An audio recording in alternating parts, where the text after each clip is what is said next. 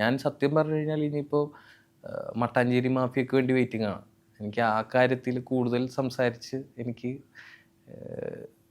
ഗുരുവിനെ പോലെ കാണാൻ പറ്റുന്നത് മമ്മൂക്കേനെയാണ്. ആ കാര്യത്തിൽ അതിൻ്റെ ടിപ്സും കാര്യങ്ങളെല്ലാം ചോദിച്ചറിയാൻ പറ്റുന്നത് തീർച്ചയായിട്ടും മമ്മൂക്കാനോടാണ്. അപ്പോൾ ആ പടം വരട്ടെ എന്തായാലും. അതിൻ്റെ ഒരു ആ സമയത്ത് എനിക്കും എന്താ പഠിച്ചു വരുന്നേ ഉള്ളൂ ഓരോ കാര്യങ്ങൾ. അതിൻ്റെ എന്താ ഇതിലങ്ങനെ തീർച്ചയായിട്ടും ഇതിൻ്റെ എന്തായാലും നിങ്ങൾ പടം കാണട്ടെ, കണ്ടിട്ട് പറയൂ. തീർച്ചയായിട്ടും ഇത് പടം കണ്ടു കഴിയുമ്പോഴാണ് ഞാനൊക്കെ വിളിക്കുന്നതും സംസാരിക്കേണ്ടി വരുന്നത്. ഉറപ്പായിട്ടും അത് നല്ലതാണെങ്കിലും മോശമാണെങ്കിലും തീർച്ചയായിട്ടും പറയണം.